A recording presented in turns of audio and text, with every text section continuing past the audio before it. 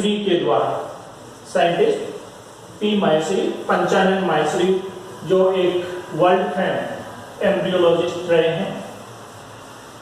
P Maheshwari ने यहाँ पर एपोमिक्सिस जो भाग है, इस एपोमिक्सिस को इन्होंने 3 भागों के अंदर इन्होंने डिवाइड किया। एपोमिक्सिस जो है इसका क्लासिफिकेशन उन्होंने 3 पार्ट के अंदर इन्होंने डिवाइड किया। एक इन्होंने कहा नॉन रिकरेंट प्रकार की, नॉन रिकरेंट प्रकार की एपोमिक्सिस। दूसरा इन्होंने कहा रिकरेंट प्रकार की, रिकरेंट प्रकार की एपोमिक्सिस। और थर्ड इन्होंने कहा adventive embryonic condition, adventive embryonic condition. इन्होंने इनको 3 पार्ट के अंदर डिवाइड किया। यहां पर नॉन रिकरेंट, रिकरेंट और एडवेंटिव, इसके अंदर इन्होंने नॉन रिकरेंट के अंदर इन्होंने कहा ये 2 टाइप इन्होंने बताया, haploid parthenogenesis, haploid parthenogenesis condition. और दूसरा इन्होंने कहा हैप्लॉइड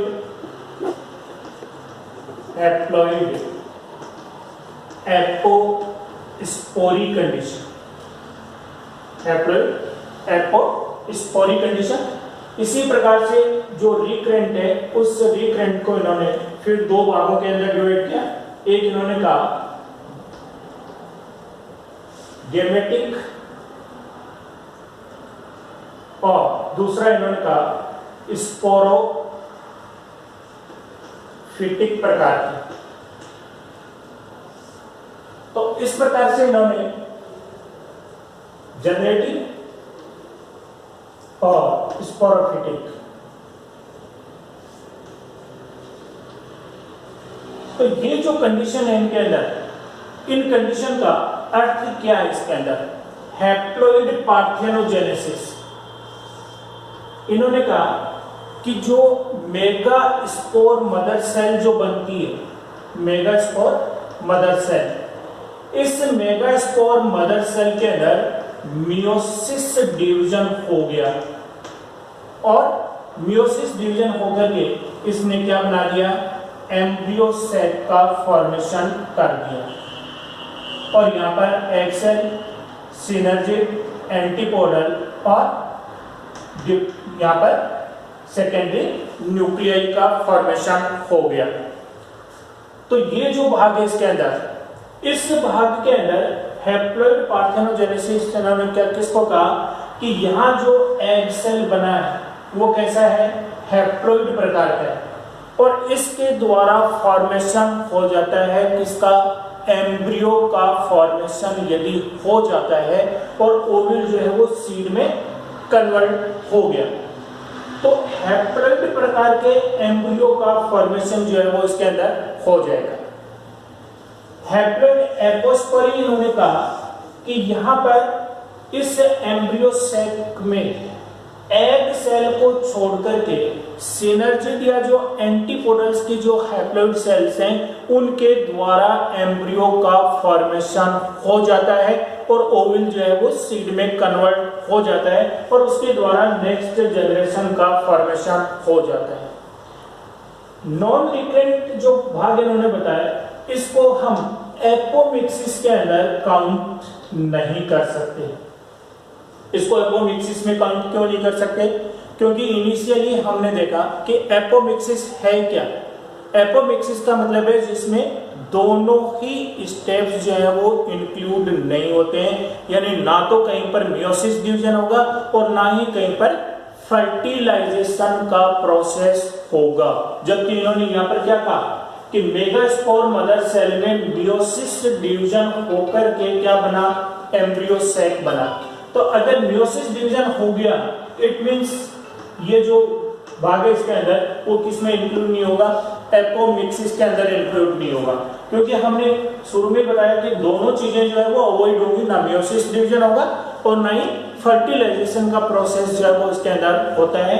इसलिए नॉन रिकरेंट जो टाइप इन्होंने बताई है, ये नॉन रिकरेंट टाइप जो है वो एपोमिक्सिस के अंदर काउंट नहीं होती है। सेकेंड इन्होंने क्या बताया, रिकरेंट प्रकार की। तो रिकरेंट प्रकार की के अंदर इन्होंने एक जनरेटिव एपोस्पोरी और एक स्पोरोफिटिक या सोमेटिक प्रकार की, स्पोरोफिटिक या सोमेटिक प्रकार का इसको बताया। तो ये जो दोनों कंडीशन है, इस जनरेटिव कंडीशन के अंदर तो मैंने कहा कि जो मेगास्पोर मदर सेल है, ये मेगास्पोर मदर सेल सीधे ही फॉर्मेशन कर देती है एम्ब्रियो सैक का। तो ये जो भाग है इसके अंदर, ये भाग वास्तव में क्या है, एक प्रकार का डिप्लोस्पोरी कंडीशन है। ये क्या है, डिप्लोस्पोरी कंडीशन है, जिसके अंदर हमने क्या देखा था, डिप्लोस्पोरी कंडीशन के अंदर कि जो न्यूसेलस है, उस न्यूसेलस में कोई भी जो सेल है वो मेगास्पोर मदर सेल के अंदर कन्वर्ट हो गई और उसके बाद में उसने एम्ब्रियो सेल का फॉर्मेशन कर दिया। तो इस कंडीशन के अंदर जो एग सेल बनेगी वो 2n प्रकार की बनती है और ये भाग इसके अंदर फर्दर आगे क्या बना देगा, एम्ब्रियो का फॉर्मेशन कर देगा। दूसरा स्पोरोफिटिक या इसको सोमेटिक प्रकार की एपोस्पोरी, सोमेटिक एपोस्पोरी इसको कहा जाता है।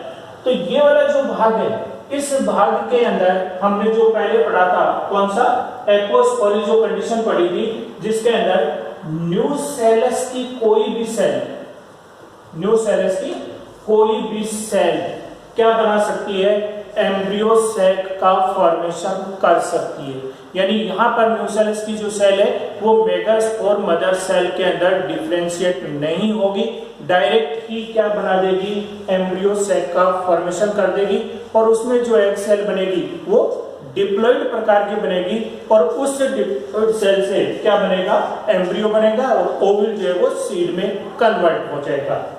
तीसरा इन्होंने क्या बताया, एडवेंटिव एम्ब्रियोनिक कंडीशन। तो एडवेंटिव एम्ब्रियोनिक कंडीशन का अर्थ हमने जो पहले जो क्लासिफिकेशन था उसके अंदर भी हमने देखा था।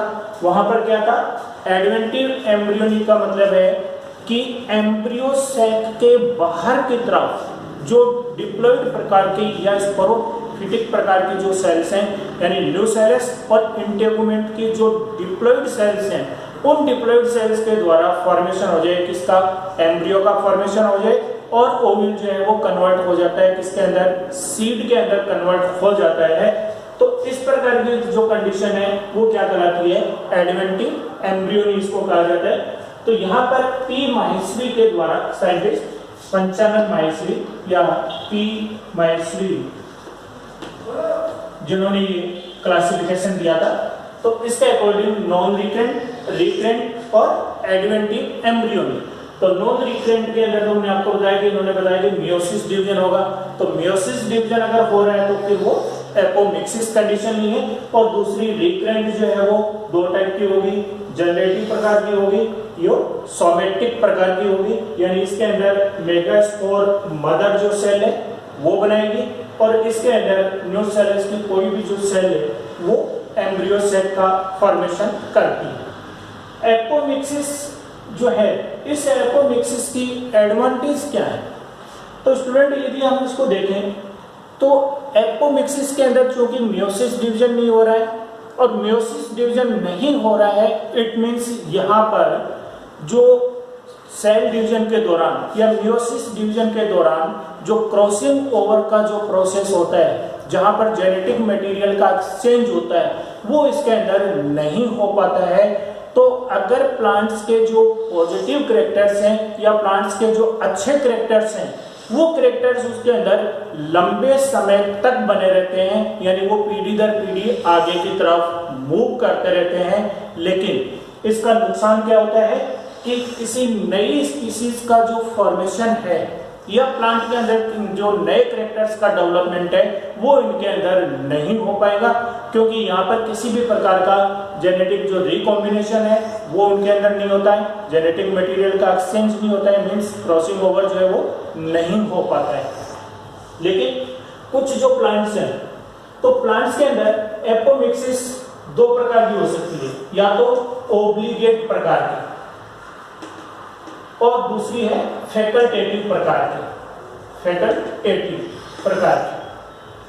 तो ओब्लिगेट जो कंडीशन है, तो ओब्लिगेट कंडीशन का मतलब है कि उन प्लांट्स के अंदर नॉर्मल प्रकार का लाइफ साइकिल नहीं होगा, मीन्स उनमें ना मियोसिस है ना फर्टिलाइजेशन है, उनके अंदर केवल और केवल वेजिटेटिव जो रिप्रोडक्शन है वो ही उनके अंदर चलता रहता है।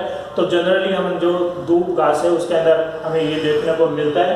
दूसरा फैकल्टेटिव जो कंडीशन है, ये फैकल्टेटिव कंडीशन मीन्स प्लांट्स के अंदर ये डिपेंड करेगा एनवायरमेंटल कंडीशन के ऊपर।